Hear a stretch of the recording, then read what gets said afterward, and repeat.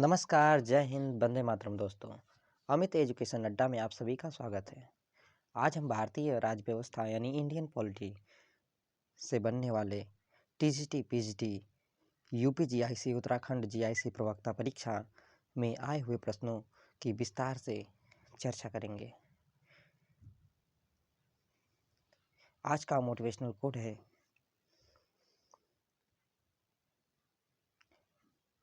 मत सोच कि तेरा सपना क्यों पूरा नहीं होता। मत सोच कि तेरा सपना पूरा क्यों नहीं होता। हिम्मत वालों का इरादा कभी अधूरा नहीं होता। जिस इंसान के कर्म अच्छे होते हैं उसके जीवन में कभी अंधेरा नहीं होता। तो चलिए दोस्तों, हम सेशन को स्टार्ट करते हैं। अपने अंदर एक मोटिवेशन जगाए रखिए और एक सीट कंफर्म कर लीजिए। हो चुका आगाज रण का, युग बदलने की तैयारी, जीत उसी की होगी जिसका है संघर्ष जारी। तो चलिए दोस्तों, हम सेशन को स्टार्ट करते हैं। हमारा टॉपिक है राष्ट्रीय आंदोलन एवं संवैधानिक विकास। पहला प्रश्न है, निम्नलिखित में से किसमें गांधी जी ने पहली बार हथियार के रूप में भूख हड़ताल का इस्तेमाल किया? असहयोग आंदोलन, रोलेक्ट एक्ट, अहमदाबाद कारखाने की हड़ताल, बारदोली सत्याग्रह। तो हमारा सही आंसर है अहमदाबाद मिल मजदूर आंदोलन या कारखाने की हड़ताल। यह हड़ताल 1918 ईस्वी में मिल मजदूरों और मिल मालिकों के बीच हो गई, जो कि प्लेग बोनस से संबंधित थी। गांधी जी ने मिल मजदूरों की सहायता की और 3 दिन का भूख हड़ताल किया। यह भारत में गांधी जी की प्रथम भूख हड़ताल थी। इसके बाद मिल मालिक ने इस मामले में मध्यस्थता के और उन्हें बोनस देने के लिए तैयार हो गए। इस प्रकार गांधी जी की यह भूख हड़ताल सफल सिद्ध हुई। असहयोग आंदोलन की बात करें तो असहयोग आंदोलन 1 अगस्त 1920 को हुई और इसी दिन बाल गंगाधर तिलक की मृत्यु हो गई, जो कि एक बहुत बड़ी घटना थी। रोलेक्ट एक्ट, जिसे हम काला कानून के नाम से जानते हैं, रोलेक्ट एक्ट 1919 में इसे बिना वकील बिना दलील के कानून कहा गया। अहमदाबाद 1918 और बारदोली सत्याग्रह 1928, 12 जून 1928, इसी का नेतृत्व बाल गंगाधर तिलक ने किया था। और इस नेतृत्व के बाद बारदोली की महिलाओं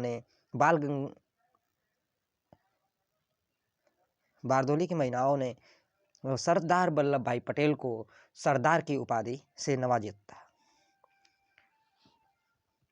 अगला प्रश्न, निम्न में से किसने तीनों गोलमेज सम्मेलनों में भाग लिया था? सरदार पटेल, डॉक्टर भीमराव अंबेडकर, मोहनदास करमचंद गांधी, जवाहरलाल नेहरू। तो हमारा सही आंसर है डॉक्टर भीमराव अंबेडकर। गोलमेज सम्मेलनों की बात करें तो गोलमेज सम्मेलन साइमन आयोग की सिफारिश पर किया गया था और यह गोलमेज सम्मेलन 3 हुआ था, फर्स्ट, सेकेंड और थर्ड। पहले में कांग्रेस के किसी प्रतिनिधि ने भाग नहीं लिया था, दूसरे में गांधी जी ने भाग लिया और तीसरे में भी कांग्रेस का प्रतिनिधि भाग नहीं लिया। और इन तीनों गोलमेज सम्मेलनों में डॉक्टर भीमराव अंबेडकर और एक और व्यक्ति थे, गंगा सिंह, जो कि बीकानेर के महाराजा थे। गंगा सिंह प्लस डॉक्टर भीमराव अंबेडकर, ये दोनों ऐसे व्यक्ति थे जो तीनों गोलमेज सम्मेलनों में भाग लिए थे।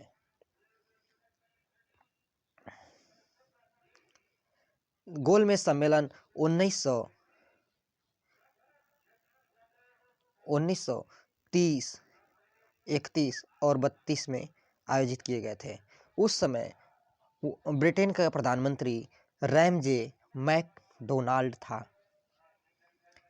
दूसरे गोलमेज सम्मेलन में गांधी जी ने जब भाग लिया था तो वहाँ पे मोहम्मद अली जिन्ना, अंबेडकर और गांधी चाहते थे कि भारत एक ही है। जिन्ना अलग पाकिस्तान की मांग करते थे और डॉक्टर भीमराव अंबेडकर का मानना था कि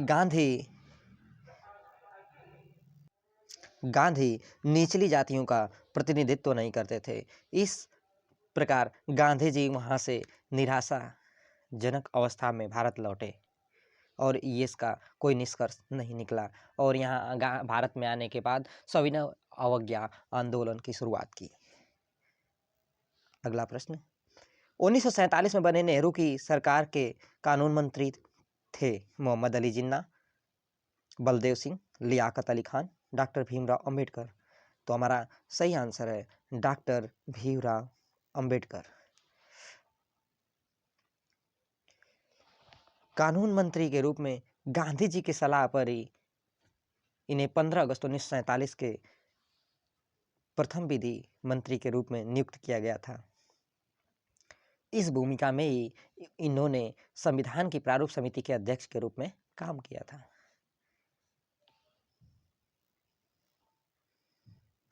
निम्न में से किसे भारतीय राष्ट्रवाद का पैगंबर तथा आधुनिक भारत का पिता कहा जाता है?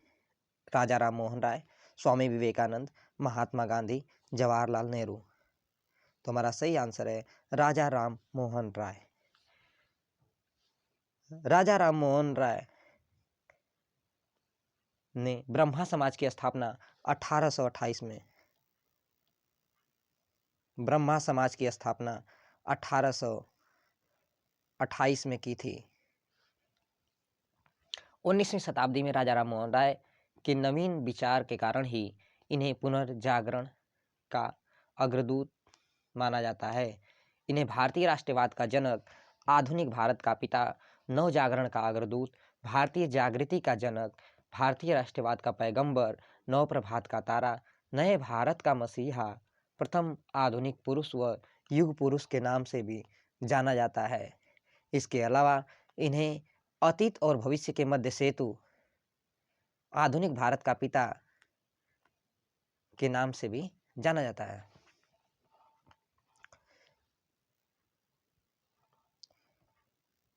स्वामी विवेक राजा राम मोहन राय को राजा की उपाधि अकबर द्वितीय ने दी थी। अकबर सेकेंड ने दी थी। स्वामी विवेकानंद को विवेकानंद की उपाधि खेतड़ी के महाराजा अजीत सिंह ने दी थी। महात्मा गांधी को राष्ट्रपिता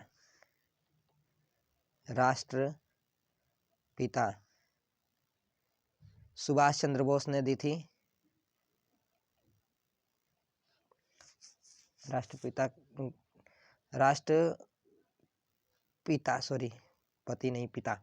राष्ट्रपिता सुभाष चंद्र बोस ने कहा था और महात्मा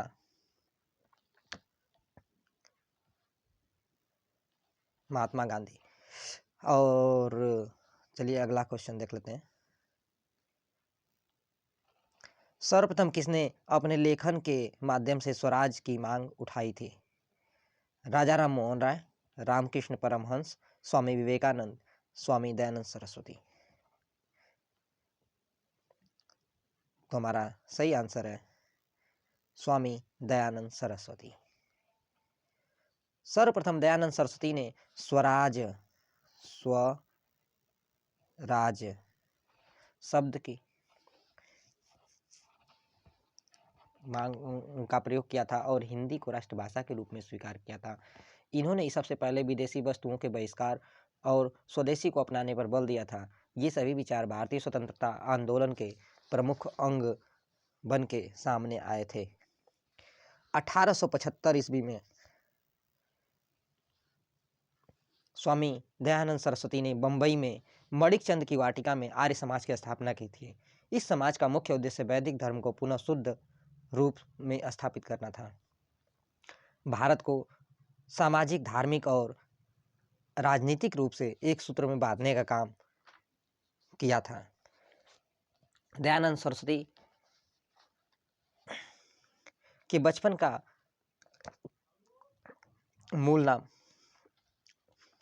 नाम मूलशंकर था। 21 वर्ष की अवस्था में मूलशंकर ने गृह त्याग किया और घुमक्कड़ी का जीवन व्यतीत किया। मूलशंकर संपूर्णानंद से मिले, जहां संपूर्णानंद ने मूलशंकर का नाम दयानंद सरस्वती रखा। इनका एक प्रसिद्ध नारा है, वेदों की ओर लौटो, जो कि बहुत ही इंपॉर्टेंट है। वेदों की ओर लौटो। दयानंद सरस्वती द्वारा लिखित सबसे महत्वपूर्ण पुस्तक है सत्यार्थ प्रकाश, जो कि बहुत ही इंपॉर्टेंट है और यह संस्कृत भाषा में लिखा गया है। मूलतः संस्कृत में है। इसका अनुवाद हिंदी में किया गया, जिसे आर्य समाज का बाइबिल कहा जाता है।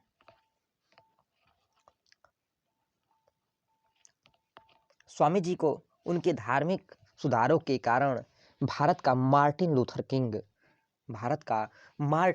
लूथर किंग कहा जाता है। अगला प्रश्न, निम्न में से किस आधार पर स्वामी दयानंद सरस्वती ने सर्वोच्चता को निर्धारित करने का विरोध किया? कार्य, जन्म, गतिविधि, मनोविज्ञान। तो हमारा सही आंसर जन्म के आधार पर। दयानंद सरस्वती ने आर्य समाज की स्थापना की 1875 में, जिसका मुख्य उद्देश्य प्राचीन वैदिक धर्म की शुद्ध रूप से पुनः स्थापना करना था।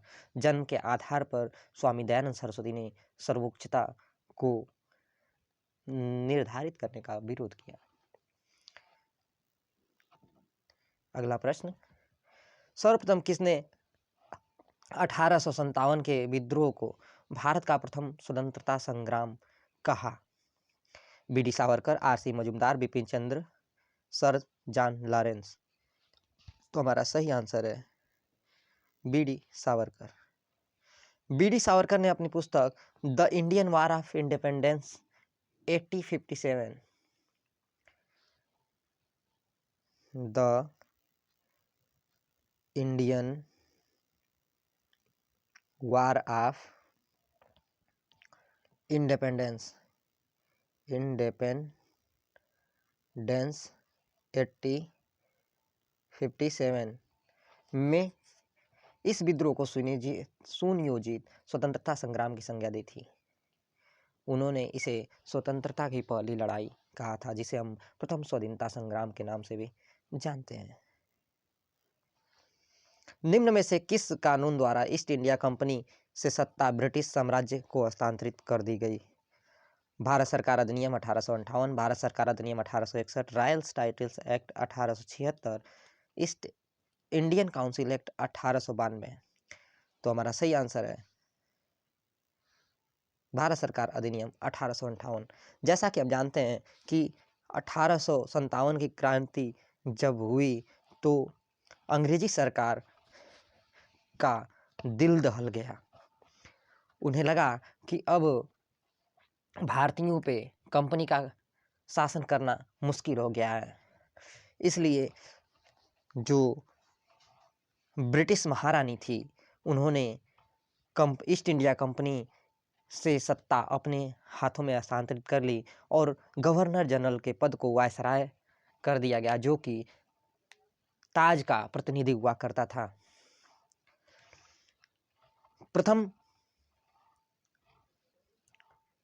जो उस समय का तत्कालीन गवर्नर जनरल था लॉर्ड कैनिंग, उसे ही प्रथम वायसराय बनाया गया।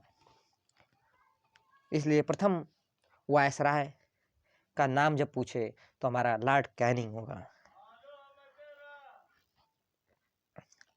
बी.डी. सावरकर जुड़े थे। भारतीय राष्ट्रीय कांग्रेस, स्वतंत्र लेबर पार्टी, हिंदू महासभा, कोई नहीं, तो हमारा सही आंसर है हिंदू महासभा। विनायक दामोदर सावरकर, बी.डी. सावरकर का पूरा नाम था। भारतीय स्वतंत्रता आंदोलन के प्रखर राष्ट्रवादी नेता थे। हिंदू राष्ट्र की राजनीतिक विचारधारा को विकसित करने का बहुत बड़ा श्रेय बी.डी. सावरकर को जाता है। सावरकर हिंदू महासभा के अग्रणी नेता थे। भारत में प्रतिनिधि सरकार की नींव किस अधिनियम द्वारा पड़ी? भारतीय परिषद अधिनियम 1892, भारत सरकार अधिनियम 1935, भारतीय परिषद अधिनियम 1861 और सुधार अधिनियम 1909। तो हमारा सही आंसर है भारतीय परिषद अधिनियम 1861।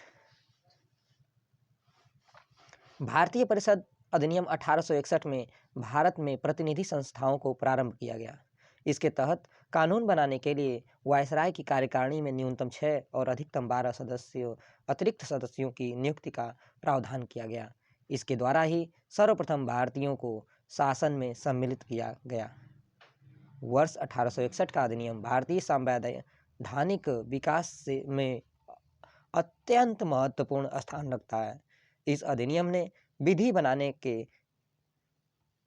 कार्य में भारतीयों के सहयोग का प्रारंभ किया।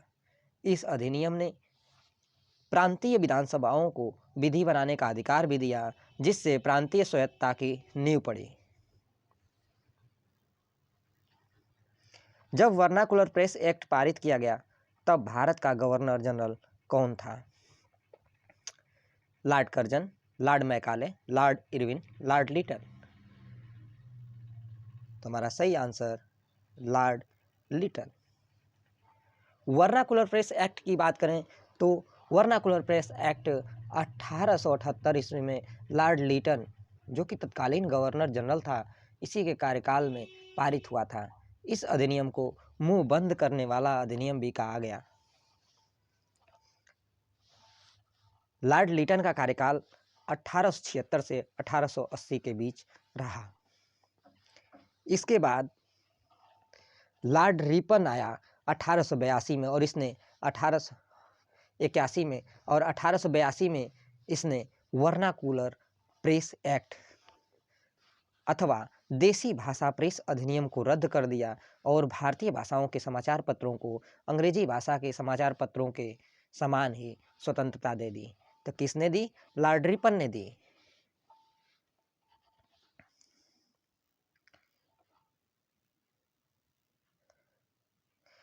किसका काल भारतीय राष्ट्रवाद का बीजांकुरण काल कहा जाता है?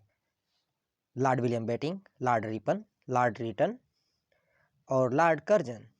तो हमारा सही आंसर है लॉर्ड लिटन। लॉर्ड लिटन का कार्यकाल 1876 से 80 के बीच रहा। लॉर्ड लिटन की दमनकारी नीतियों ने भारतीयों को राष्ट्रीयकरण के लिए एकजुट करने के लिए प्रोत्साहित किया। आईसीएस के लिए लिटन ने भारतीयों के लिए न्यूनतम आयु सीमा 21 वर्ष से घटाकर 19 वर्ष कर दिया, जो भारतीयों की मांग के विपरीत थी। 1878 में वर्नाकुलर प्रेस एक्ट एवं 1878 के शस्त्र अधिनियम ने भारतीयों के दमन को प्रभावी बना दिया। इन सभी कृत्यों ने भारतीयों को अंग्रेजी शासन के खिलाफ एकजुट किया। इसलिए लिटन के कार्यकाल को भारतीय राष्ट्रवाद का बीजांकुरण काल कहा जाता है।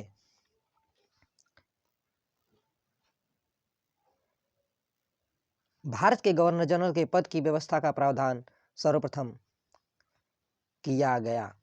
Regulating act 1773, charter act 1833, charter act 1853, 1858 के एक्ट के द्वारा। तो हमारा सही आंसर है चार्टर एक्ट 1833। रेगुलेटिंग एक्ट 1773 की बात करें तो रेगुलेटिंग एक्ट 1773 द्वारा बंगाल के गवर्नर को 3 प्रेसिडेंसियों, जो कि कलकत्ता, बम्बई और मद्रास, कलकत्ता, बम्बई, मद्रास, का गवर्नर जनरल बनाया गया तथा चार्टर एक्ट 1833 द्वारा गवर्नर जनरल को पूरे भारत का गवर्नर जनरल बनाया गया और भारत के प्रथम governor general Lord William Bentinck को बनाया गया। अगला प्रश्न, सूची 1 को सूची 2 से सुमेलित कीजिए और नीचे दिए गए कूट की सहायता से सही उत्तर का चयन कीजिए। वेदों की ओर लौटो, दयानंद सरस्वती। दिल्ली चलो का नारा किसने दिया? सुभाष चंद्र बोस। करो या मरो का नारा किसने दिया? गांधी जी। इंकलाब जिंदाबाद, भगत सिंह। तो हमारा सही आंसर है ऑप्शन संख्या बी। अगला प्रश्न, भारतीय राष्ट्रीय कांग्रेस का निर्वाचित प्रथम यूरोपीय अध्यक्ष कौन था? A O Hume, George Yule, Alfred Webb, Annie Besant. तो हमारा सही आंसर है जॉर्ज यूले। भारतीय राष्ट्रीय कांग्रेस की स्थापना 1885 28 दिसंबर 1885 को एओ ह्यूम के द्वारा की गई। इसके प्रथम अध्यक्ष व्योमेश चंद्र बनर्जी थे।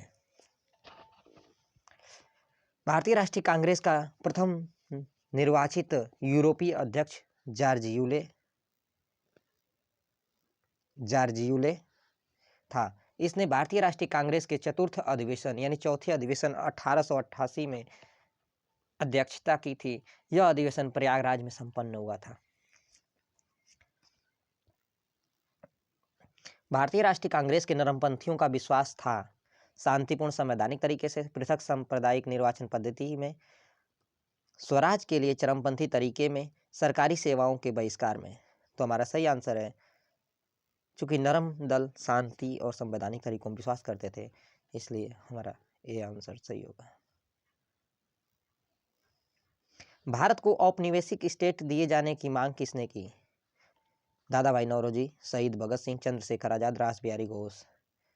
तो जैसा कि हम देखते हैं कि ऐसी मांग नरम दल के नेता करते थे, जिसमें से दादा भाई नौरोजी ने औपनिवेशिक स्टेट बनाए जाने की मांग की थी। तो हमारा सही है दादा भाई नौरोजी।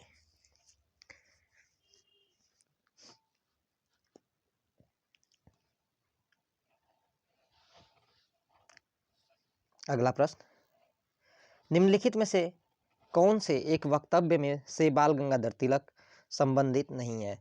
वह नरम पंथियों के उद्देश्य एवं तरीके से प्रसन्न थे। ये गलत है, ऐसा नहीं था, क्योंकि बाल गंगाधर तिलक जो है गरम दल के नेता थे। उनका ये मानना था कि पहले प्रेम से समझाओ, ना समझे तो फिर ठोक दो। बी, वह नरम पंथियों के उद्देश्य एवं तरीके से प्रसन्न नहीं थे। सही बात है। लक्ष्यों को प्राप्त करने के लिए संवैधानिक तरीकों एवं हिंसा में विश्वास रखते थे। सही बात है। उन्होंने मराठी में केसरी और अंग्रेजी में मराठा नाम के 2 साप्ताहिक पत्र, ये भी सही बात है। तो हमारा पूछा है कि तिलक से संबंधित नहीं है, तो हमारा सही आंसर होगा ए। निम्नलिखित उदारवादी नेताओं में से किसे चांदी की वाणी वाला वक्ता कहा गया था? चांदी की वाणी वाला वक्ता दादा भाई नौरोजी, गोपाल कृष्ण गोखले, मदन मोहन मालवीय, एम.जी. रानडे। तो हमारा सही आंसर होगा गोपाल कृष्ण गोखले। इन्हें हम जी के गोखले भी कहते हैं। गोपाल कृष्ण गोखले भारतीय उदारवादियों में सिरमौर थे। गोखले भाषण कला में अत्यंत निपुण थे। गोखले जी ने इस भाषण कला का ज्ञान ब्रिटिश रूढ़िवादी विचारक एडमंड बर्क से प्राप्त किया था। गोखले ने बर्क की पुस्तक रिफ्लेक्शंस ऑफ द फ्रेंच